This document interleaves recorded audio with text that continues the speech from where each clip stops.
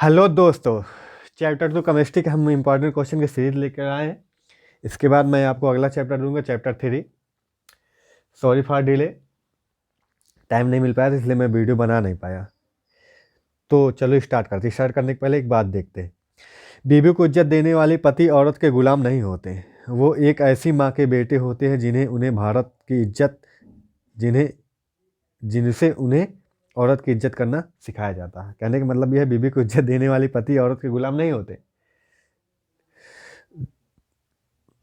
जो पति अपनी बीवी अपनी औरत को क्या देते हैं, इज्जत देते हैं, वो औरत के गुलाम नहीं होते। वो क्या होते हैं, वो ऐसी माँ के बेटे हैं जिसने उन्हें क्या सिखाया है, औरत की इज्जत करना सिखाया है। ठीक है। ऐसा नहीं बीवी को इज्जत देता है, बीवी को गाली नहीं देता, बीवी को मारता नहीं है तो वो औरत का गुलाम है, दब के रहता है, ऐसा नहीं कह सकते हैं। हालांकि वो रिस्पेक्टिव पर्सन उसको इज्जत देता है और इज्जत देनी चाहिए। इज्जत क्योंकि वो आपका चाहे दोस्त हो, चाहे आपका सहपाठी हो, चाहे आपका छोटा हो, चाहे बड़ा, सब इज्जत के पात्र होते हैं। बड़ों को भी अपना बड़प्पन दिखाना चाहिए। ऐसा नहीं कि छोटे हैं तो छोटे पर रोब जमाओगे, गाली दोगे, मारोगे, पीटोगे, हक जताओगे। बड़प्पन दिखाना चाहिए। चलो छोड़ो, आशा करते समझ गए होंगे। चलो ऑब्जेक्टिव देखते पहले इस लेसन के। ऑब्जेक्टिव कोई गारंटी नहीं कि यही ऑब्जेक्टिव आएंगे, पर हाँ देख लेते हैं क्या देखने में क्या जाता है। तो मोलल उन्नयन में विलय के मूल प्रभाज, एक मोलल विलयन में विलय के मूल प्रभाज।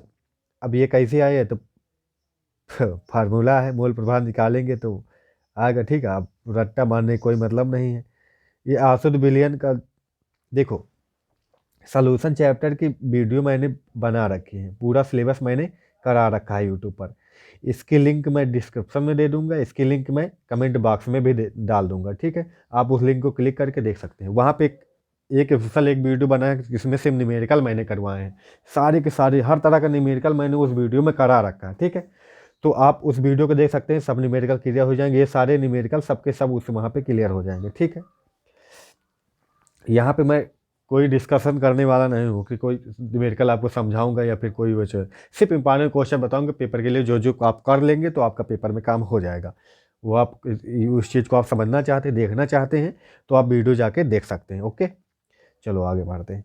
ये सब आप देख सकते हैं। ये ऑब्जेक्टिव बहुत पूछा जाया करता। शुद्ध जल की क्या, शुद्ध जल की मोलरता 55.56। ये आप रट ही लीजिए एक तरह से, या तो निकालना सीखे तो निकाल लीजिए, आप रट ही लीजिए। ठीक है, अब देखो कौन सा अणुसंख्या गुणधर्म है, कौन सा है। पृष्ठ तनाव नहीं है, प्रकाशीय सक्रियता से कोई मतलब नहीं, श्यानता से कोई, वाष्प दाब। वाष्प दाब अणुसंख्या जो अणुओं की संख्या पर निर्भर करे, क्योंकि परासरण दाब सांद्रता पर डिपेंड करता है। सांद्रता अर्थात अणुओं की संख्या ही तो है भाई। जितनी ज़्यादा विलय की मात्रा उतनी ज़्यादा सांद्रता। ठीक है, तो ये डिपेंड करता है। तो परासरण दाब क्या हो गया, अणुसंख्या गुणधर्म है। चलो, और भी तो है मोल। हाँ, कितने और संख्या गुण संतर, 4 और संख्या गुणधर्म आपने पढ़ रखे हैं। ठीक है, एक परासरण दाब था, एक हिमांक में अवनमन था, क्वथनांक में उन्नयन था। ये सब आपने पढ़ रखा है। विलयन का वाष्प दाब न्यूनतम होगा, किसका वाष्प दाब न्यूनतम होगा। अब इस तरह के ऑब्जेक्टिव भी आपके पेपर में पूछे जाते हैं, वो हर साल पूछे जाते हैं। ठीक है, किसका वाष्प दाब न्यूनतम होगा, जिसकी सांद्रता कब होगी वही क्या होगा, न्यूनतम होगा वाष्प दाब। अब वाष्प दाब वाला कॉन्सेप्ट आप पढ़ सकते हैं जाके। ठीक है, पढ़ा रखा है मैंने। अब ये फार्मूला है, ये क्या है, फार्मूला है। ये तो सिर्फ फार्मूला है। आपने पीवी बराबर एन आर टी पढ़ा था, एन आर टी। ठीक है, आदर्श गैस समीकरण बस यही से बन गया है। एन को क्या, पी बराबर क्या कर सकते हैं, N by V R T. N by V क्या है, मोलों की संख्या बटे आयतन। 1 लीटर आयतन में मिले मोलों की संख्या क्या कहलाती है, सांद्रता कहलाती है। यहाँ पे सी इसको लिख सकते हैं। तो ठीक, इसको क्या लिख सकते हैं, सी। तो पी बराबर सी आर टी, पी बराबर सी आर टी हो जाएगा। इस सी को इधर कर सकते हैं तो पी बाई सी बराबर आर टी हो जाएगा। ठीक है, चलो ये सब सवाल आप देख लीजिए। ठीक, ये के बी बराबर क्या होता है, सूत्र के बी बराबर क्या हो जाता है, किसके द्वारा के बी की गणना की जा सकती है, के बी बराबर कौन सा फार्मूला होता है। ठीक है, तो आपने पढ़ रखा होगा। डेल्टा टीबी बराबर क्या पढ़ा था आपने, एम इंटू क्या पढ़ा था आपने, उल्टा बोल रहा हूँ ना, डेल्टा टीवी बराबर आपने क्या पढ़ा, डेल्टा टीवी बराबर बॉइलिंग पॉइंट वाला, बॉइलिंग पॉइंट में पढ़ा था ना आपने, अणुसंख्यक गुणधर्म ये भी है एक प्रकार का, अणुसंख्यक क्या है, अणुसंख्यक गुणधर्म है। तो आपने ये वाला फार्मूला हो जाएगा उसका केबी के अनुसार, केबी की जगह पर क्या रख देंगे, टीबी। अब इसको पक्षांतर करने से बना है ये फार्मूला, किससे बना है, पक्षांतर, डेल्टा टीबी बराबर आप पढ़ते हैं, इसको पक्षांतर कर लेंगे तो केबी का मान वहाँ से निकाल लेंगे, तो यही आंसर आपका सही हो जाएगा। कैसे हो जाएगा, तो डब्ल्यू बाई, एक मिनट,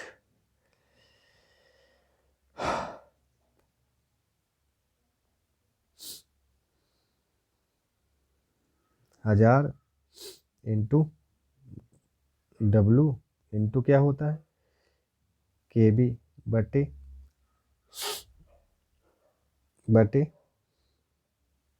एम इंटू डब्लू बराबर डेल्टा टी बी, ये होता है। ठीक, बस केबी के यहाँ निकालेंगे, ये सब पक्षांतर कर देंगे तो यही आंसर आ जाएगा। ठीक, केबी बराबर पक्षांतर कर देंगे, बराबर में इधर उधर भेजना तो आता ही होगा, इतना छोटी क्लास में सीखा होगा तुमने, 3-4 वाली चीज़ें। ये क्या होगा इसमें विलयन की, इसको क्या समझोगे, इसको मोलारिटी समझोगे ना। विलयन की सांद्रता ग्राम प्रति लीटर में क्या होगी, देखो इस चैप्टर से सबसे ज़्यादा न्यूमेरिकल बनते हैं, इस चैप्टर से सबसे ज़्यादा न्यूमेरिकल बनते हैं, और मोस्टली क्या आता है, मोस्टली न्यूमेरिकल ही आने वाला है। ठीक है, तो आप कर लीजिएगा अपने हिसाब से जैसे समझते हो। अब ये सब सवाल ही है, ये सब क्या है, सवाल ही है, ये सारी के सारी क्या है, सवाल है। हिमांक का अवनमन किसके समानुपात होता है, मोललता के, किसके, मोलालता के। हिमांक का अवनमन फ्रीजिंग पॉइंट जो होता है किसके समानुपाती होता है, मोललता स्मॉल एम के। ठीक है, ये दोनों के दोनों, चाहे हिमांक वाला हो चाहे तो क्वथनांक वाला, दोनों के दोनों मोललता के ही समानुपाती होते, दोनों पूछे जाते हैं। ठीक बाबू, चलो। न्यूनतम हिमांक वाला विलयन है, न्यूनतम हिमांक वाला विलयन, इसके उदाहरण आप देख लीजिएगा, इसके इन दोनों के उदाहरण आप क्वथनांक, ठीक है, क्वथनांक में उन्नयन के, हिमांक में अवनमन के उदाहरण आप देख लीजिएगा। ठीक है, पोटेशियम सल्फेट यहाँ पे ध्यान रखेंगे। अब ये राउल्ट नियम देखेंगे आप, वहाँ से ये KH मिलेगा। अच्छा, ये सबके लिए KH का मान इतना इतना है, इन गैसों को बढ़ती हुई विलेयता के क्रम में रखिए, KH का मान अब उसी के अनुसार डिसाइड होगा ना। अब इसका मान सबसे अधिक है, इसका मान सबसे अधिक क्यों है, इसका मान सबसे अधिक क्यों है, इसका मान देखो, ये इतना है, इतना है तो क्या है, बाकी से कम है, जो जितना कम, जिस KH का मान जितने कम होगा उसकी विलेयता उतने अधिक होगी। अब देखो इसका मान सबसे कम किसका है, यही है सबसे कम, ये किसका मान है 1.83 × 10⁻⁻5, ये इसका है HCHO का, ये HCHO क्या है, फार्मल्डिहाइड है, क्या है, फार्मल्डिहाइड है, फार्मल्डिहाइड इसलिए सबसे ज़्यादा है। AR जो था, AR का सबसे ज़्यादा था KH का मान, इसलिए इसकी विलेयता सबसे कम है। ठीक है, KH का मान जितने ज़्यादा बढ़ता जाता है उसकी विलेयता उतने ज़्यादा क्या होती जाती है, कम होती जाती है। चलो छोड़ो, ये फार्मूले पे सवाल लगेंगे, लगा लीजिएगा। सर्वाधिक क्वथनांक प्रदर्शित करने वाला जलीय विलयन, ये सब देख लीजिएगा, छोड़िए। ठीक है, कौन सा युग्म समपराशरी होगा, समपराशरी वाला कॉन्सेप्ट पढ़ना पड़ेगा इसके लिए। ठीक है, ये ऑब्जेक्टिव सब कॉन्सेप्ट पे बेस ही होते हैं। ताप बढ़ाने पर गैसों की विलेयता में हमेशा कमी आने की प्रवृत्ति क्यों होती है, ये लतासली नियम पढ़ा होगा आपने 11 में, क्योंकि ताप बढ़ाने पर साम पश्च दिशा में स्थानांतरित होता तथा ताप में कमी आती है, जिसके फलस्वरूप विलेयता में सदैव आने वाली क्या होती है, विलेयता में सदैव कमी आने की प्रवृत्ति होती है। ठीक है, क्योंकि पदार्थ वहीं भगता है ना जहाँ पे किए गए प्रभाव का कम हो सके, क्रिया को जो प्रभाव किया जा रहा हो उसका प्रभाव क्या हो सके, नगण्य हो सके, उधर ही पदार्थ भगता है। ठीक है, यही लतासे नियम कहता था। इसके बहुत सारे एग्जाम्पल, एक 11 का टॉपिक है, 12 में भी यूज होता रहता है। परासरण दाब, परिभाषा आसान है, देख लीजिएगा, पढ़ा होगा, इंपॉर्टेंट है, आ सकती परिभाषा 1 नंबर में आराम से। अब यहाँ से आपके इंपॉर्टेंट क्वेश्चन, ये सब नहीं इंपॉर्टेंट। ग्राम और संख्यक स्थिरांक, ये सब नहीं इंपॉर्टेंट, ये सब आपको नहीं पढ़ना है, ये सब नहीं पढ़ता। हाँ, अब नॉर्मलता, फॉर्मलता, नॉर्मलता, मोलरता, दोनों के सवाल इंपॉर्टेंट है। इन दोनों के बीच में संबंध पूछा जाता है। नॉर्मलता बराबर एन इंटू मोलरता, एन क्या है, संयोजकता गुणांक है, एन एक तरह की संयोजकता होती है। नॉर्मलता बराबर एन, मोलरता मतलब कैपिटल एम, एन क्या है, संयोजकता है, ये क्या है, वैलेंसी है। क्या है, वैलेंसी। अब वैलेंसी किसकी होगी, वहाँ पे देखेंगे कितना आयन, किसकी संयोजकता कितनी है, अब कौन सा पदार्थ दिया गया उसके हिसाब से संयोजकता हम डिसाइड करेंगे। ये फार्मूला यूज होता रहता है, देखो पूछा गया, 1-2 नंबर पूछ सकता है, और ये फार्मूला निकाल भी सकते हैं यहाँ से। देखो नॉर्मलता वाला विलियन में विलेय का तापमान ग्राम में, विलेय का तुल्यांकी भार, विलियन का आयतन लीटर में। ठीक है, इसको क्या बना दिए, तुल्यांकी भार क्या होता है, संयोजकता बटे अणभार। ठीक है, विलियन में विलेय का तापमान गुणे में क्या हो गया, अणभार बटे संयोजकता, इसको पलट दिए तो संयोजकता बटे अणभार हो गया, विलियन का आयतन आ गया। ठीक है, और संयोजकता इसको फिर पलट दिए तो ये बन गया एन गुणे विलेय का तापमान बटे अणभार बटे विलियन का आयतन। ठीक है, किसके बराबर है, नॉर्मलता एन बराबर। ठीक है, और इतना तो हम जानते ही है, विलेय का तापमान बटे अणभार बटे विलियन का आयतन। ठीक है, एक तरह से एन बाई वी, ये क्या होता है, मोलरता होता है। ठीक, अब ये सवाल मोलरता वगैरह के सवाल आया करते हैं 1-1, 2-2 नंबर में, तो आप इनको देख लीजिएगा। ठीक है, आसान होते हैं, कठिन नहीं है, सारे के सारे सवाल हमने पढ़ा रखे हैं और सवाल आ गए यहाँ पे ज़्यादातर। देखो मोलरता वगैरह 2018-19 ये सब मोलरता है। नॉर्मलता को जल्दी से नहीं पूछा जाता है, पर मोललता, कौन सा, मोललता और मोलरता, ये दोनों को दोनों सवाल आया करते हैं। ठीक है बाबू, चलो देख लीजिएगा आप इनको, वीडियो जाके देख सकते हैं आप वहाँ पे। अब ये क्या है, केएफ वाला है, फ्रीजिंग पॉइंट वाला, हिमांक वाला सवाल है, ये भी आया करता है, हिमांक वाला भी आया करता है और क्वथनांक वाला भी आया करता है। ठीक है, तो दोनों आपको आने चाहिए, डेल्टा टी एफ भी आना चाहिए, डेल्टा टी बी भी आना, ये डेल्टा टी एफ वाला है हिमांक वाला, डेल्टा टी बी वाला जो अभी बताया था ऑब्जेक्टिव में वो भी आना चाहिए, उस पर फार्मूले पर भी आते हैं। ठीक है, अब देखो मोललता निकालने के लिए आ गया। ठीक है, 19 में आया, 20 में भी आए होंगे इस तरह के। फिर मोललता, तो मोललता होगा, नॉर्मलता आपको ध्यान नहीं देना, नॉर्मलता आता नहीं है जल्दी से। ठीक है, नॉर्मलता नहीं इंपॉर्टेंट है, हमने बताया मोलरता इंपॉर्टेंट है। क्या इंपॉर्टेंट है, मोलरता, मोलरता इंपॉर्टेंट है, और क्या इंपॉर्टेंट है, मोललता इंपॉर्टेंट है, और क्या इंपॉर्टेंट है, केबी वाला और केएफ वाला, ये दोनों इंपॉर्टेंट। और इंपॉर्टेंट तो परासरण दाब के भी सवाल है, जो भी बताया था ना, पी या पाई बराबर क्या होता है, CRT, ये फार्मूला भी इंपॉर्टेंट है, इस पर भी सवाल बम्पर पूछे जाते हैं। ठीक है, ये देखो मोललता ज्ञात करने के लिए। ठीक, आ गया, देख सकते हो आप। अब यहाँ पे मैं समझाऊंगा, इस तरह के सवाल मैंने बहुत समझा रखे हैं, पूरे हर टाइप का सवाल मैंने समझा रखा है। ठीक है, ये सब पूरे एक्सप्लेनेशन आपको देखना है, लाइट में बढ़ा लूँ ज़रा सा, एक्सप्लेनेशन देखना है आपको, तो आप वहाँ पे जाके देख सकते हैं ये सब।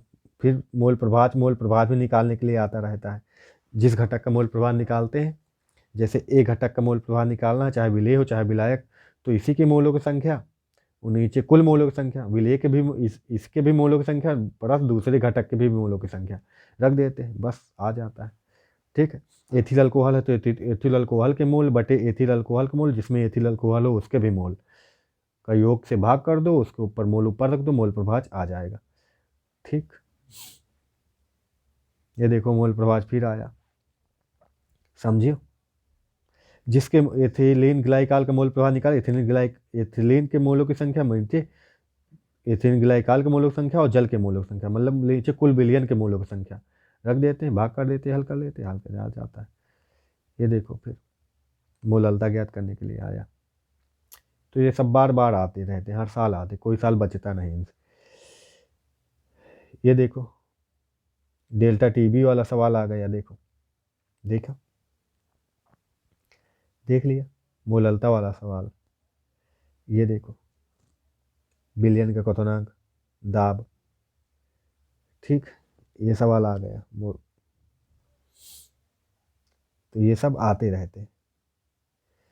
एक और जल के क्वथनांक का उन्नयन बटे गुणे बराबर के बी गुणे मोललता। मोललता क्या होती है, एम ही होता है। यह भी बताया था ना मैंने, ये जो होते हैं चाहे क्वथनांक का उन्नयन हो चाहे जौन हो, चाहे जो भी हो, जैसे क्वथनांक का उन्नयन डेल्टा टी बी ही है, ये समानुपाती होता है एम के। समानुपाती हटता बराबर लगता है तो यहाँ पे के बी एक स्थिरांक लग जाता है, जिसे मोलल उन्नयन स्थिरांक कहते हैं। ठीक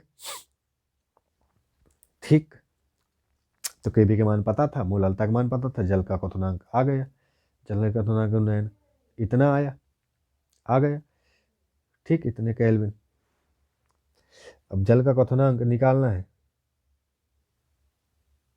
तो हालांकि क्वथनांक में उन्नयन आ रहा है, इतनी वृद्धि, होता कितना है 100, होता तो 100 है, तो जल का क्वथनांक पता चल गया, इतना बढ़ा है, इतना और जोड़ देंगे तो इतना आ जाएगा डिग्री सेल्सियस में। और चाहे इसको डिग्री सेल्सियस यहाँ पे, चाहे इसको डिग्री सेल्सियस कहो, चाहे तो ये जो अंतराल आता है वो उतना ही होता है, अंतर तो उतना ही होता है ना, जो चीज़ों का अंतर क्या होता है उतना ही होता है, तो अंतर से कोई अंतर नहीं। इसका कॉन्सेप्ट आप पढ़े होंगे तो आपकी समझ में आ जाएगा अच्छे से। यहाँ पे जो अंतराल होता है उसे चाहे आप चाहे डिग्री सेल्सियस में समझे चाहे तो केल्विन में समझे, अंतर उतना ही होता है। समझ में आ रही बात? तो इसमें 273 जोड़ के केल्विन बदल लेते हैं बस। और फिर ये जल का क्वथनांक है, बिलियन क्वथनांक निकालने के लिए जो बढ़ा हुआ क्वथनांक है उससे उसको ऐड कर देते हैं, बात खत्म। ये देखो मोलल अवनमन स्थिरांक के एफ वाला, ये भी आते रहते हैं।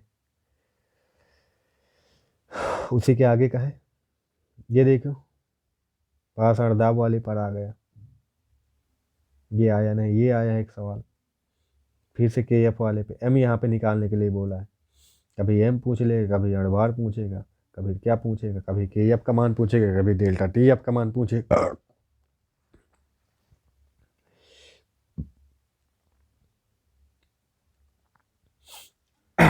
राउल्ट नियम का सवाल है, ये भी बम्पर इंपॉर्टेंट है, ये भी हर साल आता रहता है, ठीक है। इसका भी मैंने बहुत अच्छे समझा रखा है, आप वीडियो देख लीजिए न्यूमेरिकल वाला, और पूरे न्यूमेरिकल इस वीडियो के क्लियर कर लीजिए, ठीक बेटा। ये आते रहते हैं ये सवाल, और सवाल ही आने वाला है इस पेपर से, सवाल ही बनते हैं। आप सोचते थ्योरी आएगा, थ्योरी में कुछ नहीं आता, थ्योरी में आएगा तो राउल्ट नियम आएगा। कौन सा नियम? राउल्ट नियम। राउल्ट नियम क्या है, इसका फार्मूला और इसकी सीमाएं, बस थ्योरी में आएगा तो इतना ही आएगा और कुछ भी नहीं आएगा। समझ आ गई बात बेटा? एक क्या हो गया भाई, आ गई बात समझ में? तो इतने इम्पॉर्टेंट और कुछ इम्पॉर्टेंट है नहीं। मूल अंशों से क्या समझते हैं, कुछ नहीं पूछेगा, ठीक। ये सब फार्मूले दिखाए हैं निकाल के। हाँ, ये इसका थ्योरी पढ़ लेना आप, यहाँ सब्जेक्ट तो जैसे वे पदार्थ जिनके अर्ध पारगम झिल्ली के पृथक करने में परासरण क्या नहीं होता है, समपरासरी विलयन कहलाते हैं। इन विलयनों का परासरण दाब क्या होता है, समान होता है। इन विलयनों का परासरण दाब क्या होता है, समान होता है, यानी कि आयतन भी इनका समान होगा और परासरण दाब भी समान होते हैं। अतः विलयनों के आयतन समान होते हैं जिनको इनकी ग्राम अणु मात्राएं घुली होती हैं, अर्थात समपरासरी विलयों की अणु संख्यक सांद्रता भी क्या होती है, समान होती है, इनकी अणु संख्यक सांद्रता भी समान होती है। ये सब फार्मूले हैं, ये सब आने वाला नहीं, ये सब कुछ नहीं पूछेगा आपसे। हेनरी का नियम पहले आया करता था, छमाही वमाही में आ सकता है, फरली में, ऐसे आएगा नहीं बोर्ड में, बोर्ड में नहीं आता। राउल्ट नियम इंपॉर्टेंट है, और बाकी सवाल लगाइए आप, आपका काम हो जाएगा, ठीक। ये सब सवाल लगा डाले, मोललता नर्मलता सब, कोई दिक्कत नहीं, ठीक है।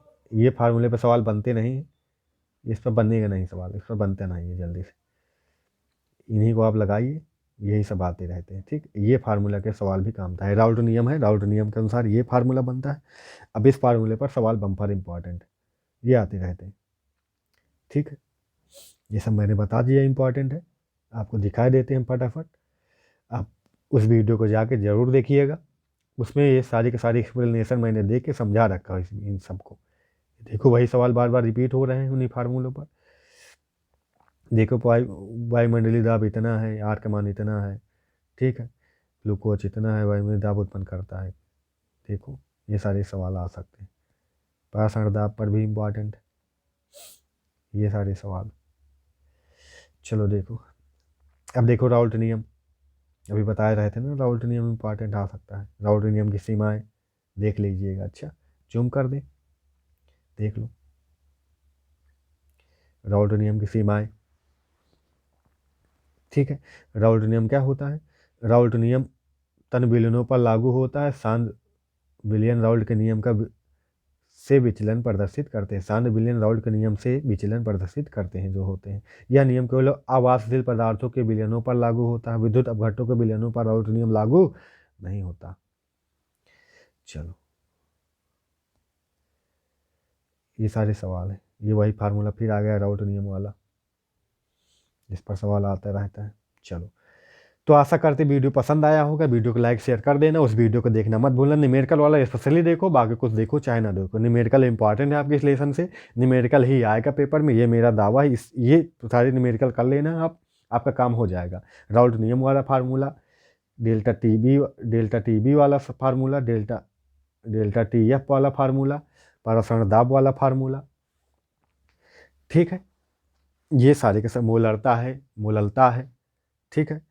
फॉर्मलता वगैरह नहीं पूछता, उनके चक्कर ना पड़ना, नॉर्मलता भी जल्दी नहीं पूछा, पर देखना मन हो तो देख लेना आप, ठीक है। इतना फार्मूला सब कर डालो, बस आपका हो जाएगा। इन फार्मूलों को पहले समझ लो, इनके न्यूमेरिकल समझ लो, वहाँ पे थ्योरी भी मैंने करा रखी है, चैप्टर पूरा कंप्लीट करा रखा है, और पूरा इस चैप्टर की प्लेलिस्ट के लिंक मैं आपको दे दूँगा, तो आप जो भी वीडियो आपको लगना है देखना हो तो आप देख सकते हैं जाके।